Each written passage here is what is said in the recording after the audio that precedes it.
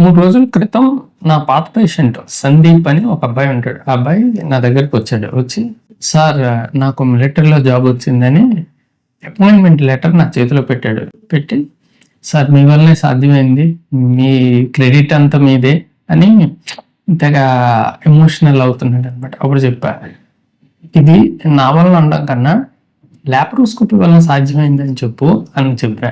Cut చేస్తే 5 సంవత్సరాల క్రితం, అప్పటికి ఆయన intermediate second year degree first year చదువుతున్నాడు అనుకుంటా. బైలేటరల్ ఇంగ్వైనల్ హెర్నియాతో నా దగ్గరకు వచ్చాడు. బైలేటరల్ ఇంగ్వైనల్ హెర్నియా అంటే ఏం లేదు, 2 వైపులా గజ్జల్లో హెర్నియా అనమాట. అయితే వాళ్ళు సర్జరీ చేయించుకుందామని డిసైడ్ అయ్యి మన దగ్గరకు వచ్చారు. ఓపెన్ సర్జరీ చేయించుకుందామని ప్లాన్ చేసి వచ్చారు.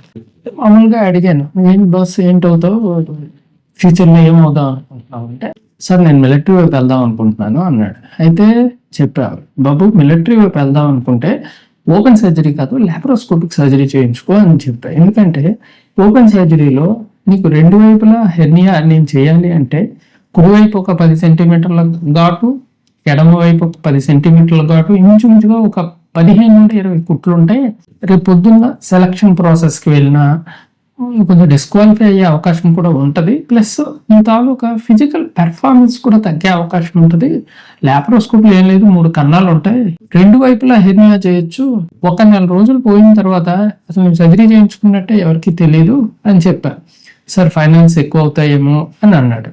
అయితే చెప్పాను, వాళ్ళ నాన్నగారు ఫైనాన్స్ ఎక్కువ అవుతాయి బాబు, మీ అబ్బాయికి నువ్వు ఈరోజు పెట్టే మెష్ ఖరీదు, ట్యాకర్స్ అని వాడే దానిలో ఒక ఇన్స్ట్రుమెంట్ ట్యాకర్స్ ఖరీదు, రేపు పొద్దున్న ఆయన మిలిటరీలో పెద్ద పొజిషన్కి వెళ్ళిన, మిలిటరీ జాబ్ వచ్చినా ఆ పొజిషన్కి ఈ రోజు నువ్వు పెట్టేదానికి అసలు పోలికే లేదు.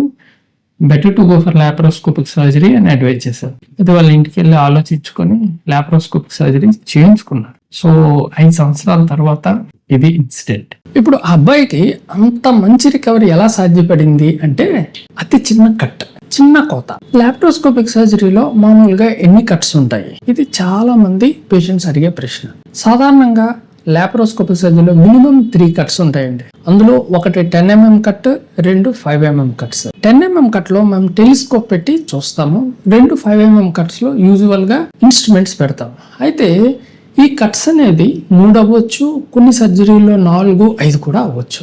సాధారణంగా మనం చేసే లాప్రోస్కోపిక్ సర్జరీలు, సపోజ్ అపెండిక్స్ తీసుకోండి, 3 కట్స్ ఉంటాయి. అంటే ఒకటి 10 mm కట్, 2 5 mm కట్స్ ఉంటాయి. గాల్ బ్లాడర్ సర్జరీ 4 ఉంటాయి. హెర్నియా సర్జరీ 3 ఉంటాయి. హిస్టరెక్టమీ 3 ఉంటాయి. సపోజ్ క్యాన్సర్ సర్జరీలో అనుకోండి 4 నుండి 5 కట్స్ ఉంటాయి. అయితే ఈ కట్స్ ఏంటంటే అండి, మనకి శరీరంలో పొట్ట భాగంలో స్కిన్, కిందన సబ్క్యూటేనియస్ ఫ్యాట్, ఆ కిందన మజిల్, కిందన పొట్ట అంటే ఇంటెస్టైన్స్ అని ఉంటాయి. ఇప్పుడు మనం చేసే కట్ ఏదైతే ఉందో, we don't cut the abdominal wall, we just split the abdominal wall. అంటే ఏంటంటే మనం మజిల్ని స్ప్లిట్ చేసి లోపలికి వెళ్తాం కానీ కట్ చేసి లోపలికి వెళ్తాం. సో అందుకోసమే రికవరీ ఫాస్ట్ గా ఉంటది. అయితే లాప్రోస్కోపిక్ సర్జరీలో పెయిన్ బాగా ఉంటుందా? ఇది చాలా మంది అడిగే ప్రశ్న. లాప్రోస్కోపిక్ సర్జరీ ఓపెన్ సర్జరీని కంపేర్ చేసేటప్పుడు నేను ఒక 2 పిక్చర్స్ చూపిస్తానండి. ఇది open surgery cut gall bladder సర్జరీకి, ఇది లాప్రోస్కోపిక్ సర్జరీ కట్. ఈ 2 చూస్తే మీకే అర్థమైపోద్ది. లాప్రోస్కోపిక్ సర్జరీలో ఓపెన్ సర్జరీ కన్నా 90 to 95% పెయిన్ తక్కువ ఉంటుంది. ఎందుకంటే మనం అసలు అబ్డామిన్ కట్టే చేయం, just will split the abdomen. అందువల్ల పెయిన్ శాతం ఇంచుమించుగా 90 నుండి 90% తగ్గుతుంది. లాప్రోస్కోపిక్ సర్జరీ అయిపోయిన తర్వాత హాస్పిటల్లో ఎన్ని రోజులు ఉండాలి? ఇది ఇంకొక ప్రశ్న.